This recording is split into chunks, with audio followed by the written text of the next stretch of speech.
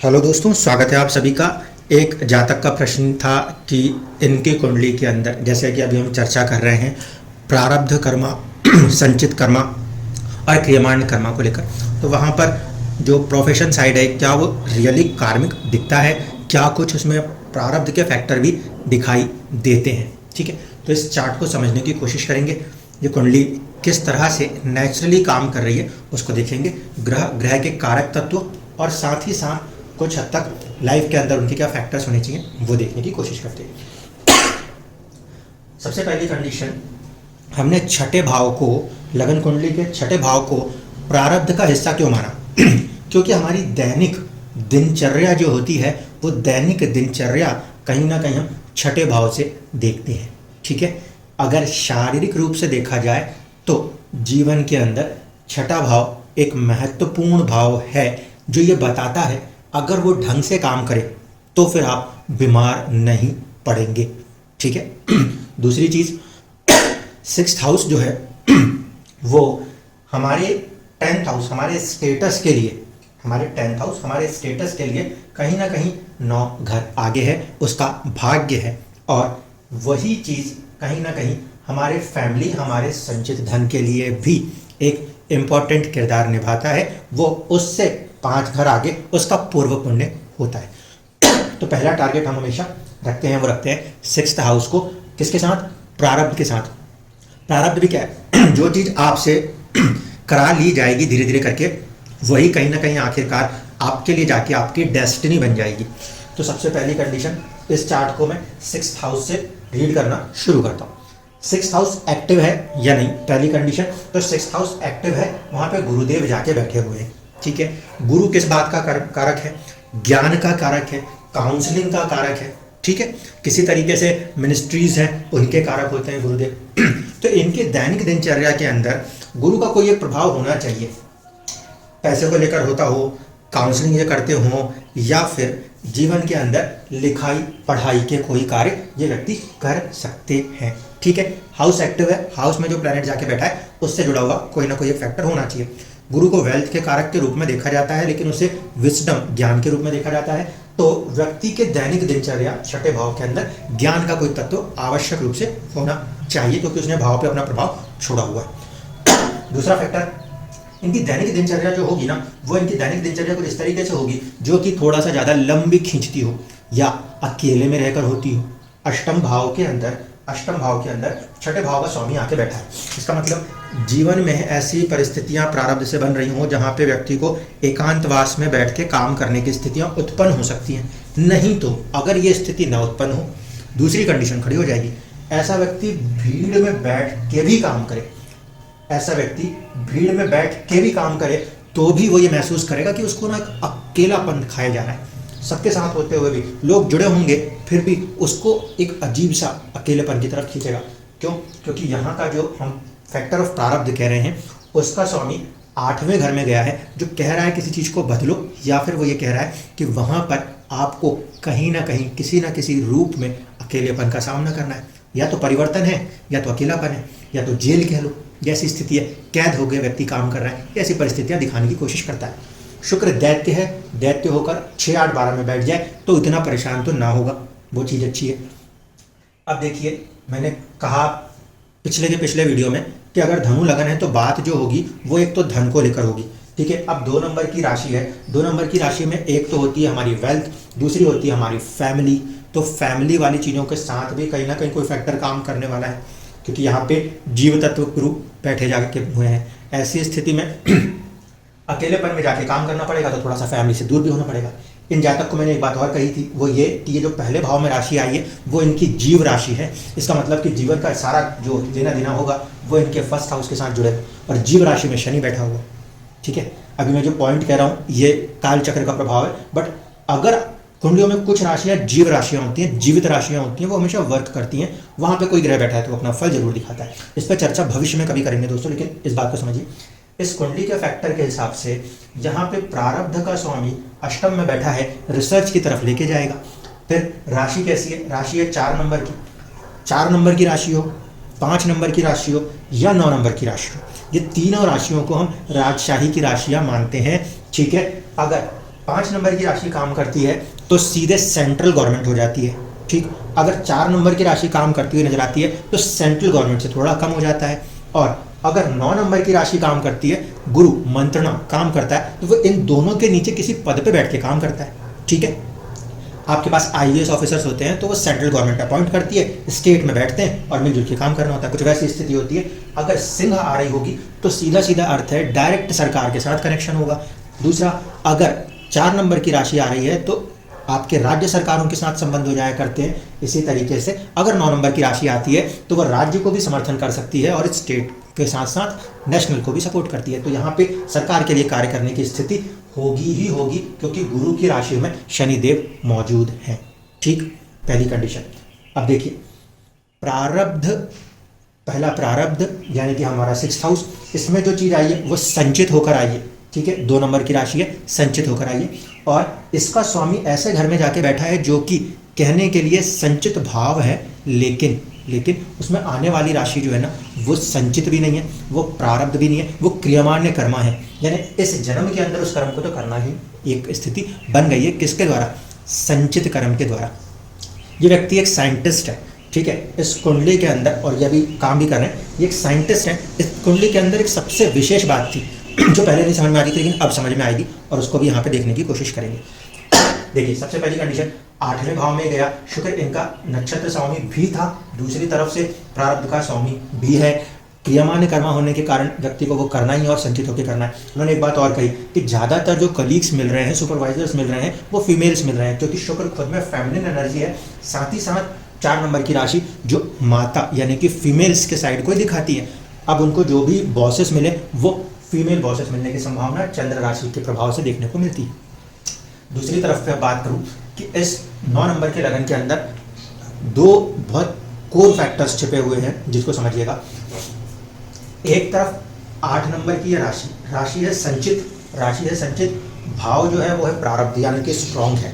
संचित है यानी कि व्यक्ति ने कुछ ना कुछ अपने अंदर बहुत पहले से बना के रखा हुआ है, और वो भी 8 नंबर की कार्मिक राशि है, तो बहुत ज़्यादा प्रोमिनेंट राशि है, और वो 12वें भाव में आके बैठी हुई। जिस पर्टिकुलर कुंडली के अंदर ये वाला जो भाव है ये तो खाली है दोस्तों, ठीक है, इसीलिए इस पर्टिकुलर हाउस का उतना डायरेक्ट इफेक्ट देखने को नहीं मिलने वाला। लेकिन एक बात समझिए, इस भाव का स्वामी मंगल जो है ना वो 12 नंबर की राशि में बैठा है, और इस कुंडली के केंद्र में सारे के सारे प्रारब्ध हैं। पहली कंडीशन, इस मंगल के यहाँ बैठने से ये मंगल प्रारब्ध से व्यक्ति को एक इंट्यूशन देता है, नेचुरल इंट्यूशन देता है, ठीक है। यानी कि इनको कोई कुछ बोलेगा नहीं, ये अगर सो भी जाएंगे ना तो भी इनके दिमाग में कोई ख्याल आएगा और भविष्य में जाके वो ख्याल काम करने लगेगा। चलिए छोड़िए, ये वाला भाव खाली का काम नहीं हुआ, प्रारब्ध में मंगल ने ये टेक्निकल थॉट दिया, मंगल जैसा ग्रह टेक्निकल जो है वैसा कुछ थॉट देगा। लेकिन इसके बाद दूसरी इंट्यूशन की राशि, पहली राशि है 8 नंबर, दूसरी इंट्यूशन की राशि है वो है 11 नंबर। 11 नंबर जो है वो कहाँ आके बैठी हुई है, वो आके बैठी हुई है अगेन एक प्रारब्ध भाव में। राहु सोचने वाला ग्रह है, सपने देखने वाला ग्रह है। ऐसे तो सपनों का भाव ये होता है दोस्तों, इसीलिए मैंने इसको इसके साथ जोड़ा। लेकिन राहु जो है वो भी सोचने वाला ग्रह है, व्यक्ति दिन में भी भयंकर बड़ी बड़ी चीज़ें सोच सकता है। क्यों, टेक्निकली 11 नंबर की राशि जो होती है वो इंट्यूशन भी है और टेक्नोलॉजी की राशि भी है। तो साइंटिस्ट बनने के लिए टेक्नोलॉजी के ऊपर इनका इंट्यूशन काम कर रहा होगा, उसकी डिज़ायर भी काम कर रही होगी, उस पर काम करने का मन भी होगा, तब तो व्यक्ति वहाँ तक खींचा होगा। तो देखिए राहु की प्लेसमेंट ऐसी राशि में है जो टेक्नोलॉजीज को दर्शाती है, जो एक्चुअल में इंट्यूशन की राशि है, वो राहु उसी राशि में अच्छा बैठा है, भाव में अच्छा बैठा है, वो एक तरफ खींचे जा रहा है। सूर्य कुंडली से ये प्रारब्ध है, आत्मा के लिए देखें, सूर्य के लिए देखें तो ये परिस्थिति फिर क्या बन रही है, सूर्य के लिए ये परिस्थिति अगेन आत्मा का एक प्रारब्ध बनी हुई है। यानी ये व्यक्ति जब सो भी जाता है, सोचता है कुछ भी और वो हो जाता है। मतलब पहली बार ऐसा हो रहा था कि कोई व्यक्ति मुझसे ये बोल रहा था कि जो मैं सोचता हूँ वो हो भी जाता है। मैं कहता था एक व्यक्ति कुंडली क्यों पूछना चाहता है, सिर्फ एक चीज़ के लिए, क्योंकि यहाँ पे ये फैक्टर और यहाँ पे ये फैक्टर, राहु और मंगल के फैक्टर व्यक्ति के मन को चंद्रमा को प्रभावित किए हुए हैं।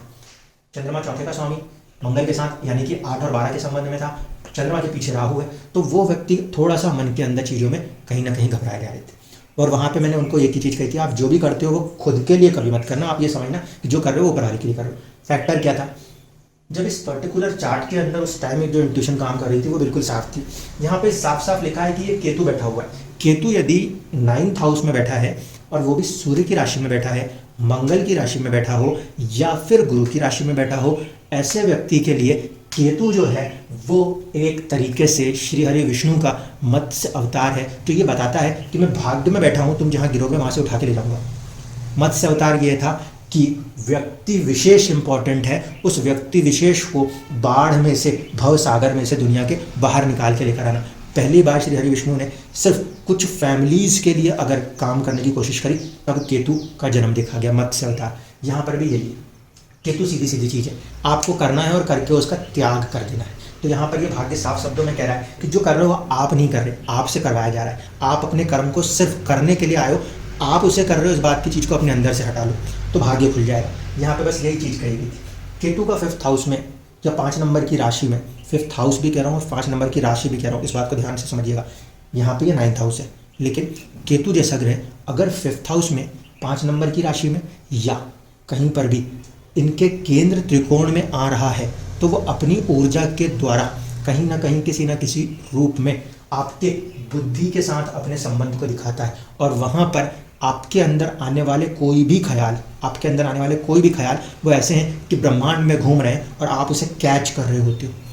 ये व्यक्ति साइंटिस्ट क्यों है? 3 बेस कंडीशंस बनेंगे। पहली कंडीशन, ये जो 12th हाउस है, जो नेचुरल हमारा सोचने की कैपेसिटी दिखाएगा वो। दूसरा, यहाँ राहु जो कि सूर्य से 6ठे में गया है वो, और तीसरा भाव में बल लेना। तीसरा, केतु जो कि खुद भी एक इंट्यूशन का प्लैनेट है और इसका एक को-हेड स्वामी भी है, वो भाग्य में बैठा है। ये सारी चीज़ें किसी चीज़ के प्रति पहले से एक सपना सजोना, उसको समझने की कोशिश करना और उसको कन्वर्ट करने की ताकत देना, तीनों से दिखा रहा था। इस कारण से व्यक्ति साइंटिस्ट बन गया। अब फाइनल बात उठती है, प्रारब्ध ने अकेलेपन में कर्मा कराया। सूर्य से जब हमने प्रारब्ध को उठाने की कोशिश की है, तो वो सूर्य से 4 घर आगे जाके बैठा हुआ शनि है। शनि अगर इस पर्टिकुलर कुंडली के अंदर, फिर से कह रहा हूँ जो बात, वो कि अगर जीव राशि में आया है, वो ये बताता है कि आपको अपने घर के लोगों को छोड़कर दूर जाके काम करना पड़ता है, यानी कि अपनों से बिछड़ने की बातें होती हैं। तो कहीं ना कहीं ये फैक्टर इफेक्ट यहाँ पे काम कर रहा है। ये जो फैक्टर इफेक्ट यहाँ पे काम कर रहा है, ये प्रारब्ध की राशि में बैठा है। 2nd और 3rd हाउस का स्वामी है, वो कह रहा है कि आपको दूर जाके काम करना पड़ेगा, विदेश में जाके काम करते हैं। 12वें का स्वामी प्रारब्ध से मंगल जो है वो जाके बैठा हुआ है 4th में। यही मंगल 5म भाव का भी स्वामी है और 5म भाव का स्वामी पद प्रतिष्ठा दिखाने की कोशिश करता है। 6 नंबर की राशि स्ट्रॉन्ग प्रारब्ध की राशि है, जो व्यक्ति के स्टेटस में आई है। वहाँ पर संचित कर्मा, और संचित कर्मा के साथ साथ सूर्य जो इसका स्वामी है वो 10 में बैठा है। ये फैक्टर इफेक्ट दिखा रहा है कि व्यक्ति जीवन में कभी ऐसी पद पोजीशन पे आएगा जहाँ बाकी चीज़ें परेशान हो रही होंगी। सरकार जब परेशान होती है ना किसी चीज़ में, तो कुछ लोगों को अपॉइंट कर लेती है किसी ना किसी वक्त अवधि में। ये व्यक्ति वैसे किसी अवधि में आगे आने की कोशिश करेगा, क्योंकि इसका सेल्फ कर्मा शनि इस कुंडली में व्यक्ति विशेष को बहुत ज़्यादा प्रोमिनेंटली प्रारब्ध के द्वारा खींच के बनाने की कोशिश कर रहा है। Important role lastly but leastly, that is a mercury. Mercury को यहाँ पे हम देखने की कोशिश करें। ये भाव जो है 7 नंबर की राशि है। 7 नंबर की राशि एक्चुअल में तो कहीं से कहीं तक कोई फिक्स कर्मा नहीं दिखाती, लेकिन संचित भाव है 11वां। संचित भाव के अंदर ये 10th हाउस का स्वामी गया और फिर वहाँ पे उसने अपने एफर्ट्स को शुरू किया है। इसका एक कनेक्शन शुक्र के इस राशि से तो है, लेकिन इसका एक कनेक्शन शुक्र के इस प्रभाव से भी, क्योंकि उसका डिस्पोजिटर शुक्र है। इसका अर्थ यह हुआ कि यहाँ पर प्रारब्ध के अंदर, ये प्रारब्ध के स्वामी बने हैं। इस प्रारब्ध के अंदर एक तरफ ज्ञान बुद्ध है और उस ज्ञान को बढ़ाने की ताकत, एक तरफ ज्ञान गुरु है, नॉलेज है, और उसको मटेरियलाइज करने की, उसको एनालाइज करने की जो ताकत है ना, वो बुद्ध है। ये बुद्ध और ये गुरु, ज्ञान और ज्ञान को एनालाइज करने की जो व्यक्ति की पावर है, वो व्यक्ति को कहीं ना कहीं किसी ना किसी रूप में संचित यानी कलेक्टिवली लोगों के साथ मिलकर काम कराएगी। और आगे जाके ये जो स्टेटस है, क्योंकि ये जागृत है, यहाँ पे सूर्य जैसा ग्रह बैठा है, ये जागृत है, इसे पूरा करके देने की कोशिश करेगी। लास्टली चंद्रमा से देखा जाए तो चंद्रमा से भी अगर हम प्रारब्ध की बात करेंगे तो वो सूर्य है, वहाँ पे केतु बैठा हुआ है झंडा गाड़ के, और सूर्य अगेन किसी न किसी बात का प्राइड है, वो प्राइड यहाँ पे हासिल होने की पूरी संभावनाएं दिखाई देती है। केंद्र के अंदर सिर्फ कठोरता इस बात की रह जाएगी कि एक तरफ 4थे घर और चंद्रमा दोनों मंगल के प्रभाव में रहेंगे, जो थोड़ा सा चुनौती दिखाते हैं, एंगर एग्रेशन की ऊर्जा दिखाते हैं। लेकिन पॉजिटिव चीज़ सिर्फ इतनी है कि यहाँ पर ये जो 12 नंबर की राशि है वो जल तत्व है। चंद्रमा जल तत्व राशि में खुश, मंगल जल तत्व राशि में थोड़ा सा कंट्रोल्ड हो जाएगा, बहुत ज़्यादा अग्रेसर नहीं होगा, कंट्रोल्ड हो जाएगा। इस परिस्थिति में ये 5th को उतना जल्दी सपोर्ट नहीं करेगा जितना ज़्यादा जल्दी सपोर्ट ये 8 नंबर करेगा।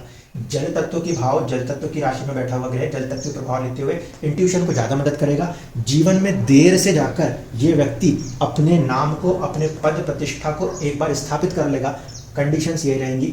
5th हाउस का स्वामी जो है वो कहीं ना कहीं हमारे को पोस्ट पोजीशन देता है अदर देन 10th हाउस। इस कुंडली में 10th हाउस का स्वामी है बुध, ठीक है, आगे बढ़ा हुआ है। मंगल इसको अपनी 8वीं दृष्टि से भी प्रभावित कर रहा है, इसलिए ये व्यक्ति सफल साइंटिस्ट बन जाएगा। और यही प्रभाव इस पूरी कुंडली के अंदर बिहाइंड द सीन काम करते हुए नजर आते हैं। तो प्रारब्ध से आप इन चीज़ों की तरफ गए और कहीं ना कहीं जैसे जैसे ड्यूरेशंस आते जाएंगे वैसे वैसे सक्सेस जीवन में व्यक्ति के खुद आने लग जाएंगे। उम्मीद करता हूँ कि जो अब सवाल था वो समझ में आया होगा। ये जहाँ बैठेंगे उनकी राशि, उनके तत्व, उनके स्वामित्व, इन सारी चीज़ों को कहीं ना कहीं हमें प्रभाव में देखना पड़ता है। इसके अलावा फिर डिविजनल चार्ट्स में चीज़ें चली जाती हैं और वहाँ पे उसके फाइनल रिजल्ट्स कन्वर्ट हो जाया करते हैं। तो इस तरीके से हर व्यक्ति अपने कर्म के हिसाब से अपने फलों की प्राप्ति जीवन में कर लिया करते हैं। धन्यवाद।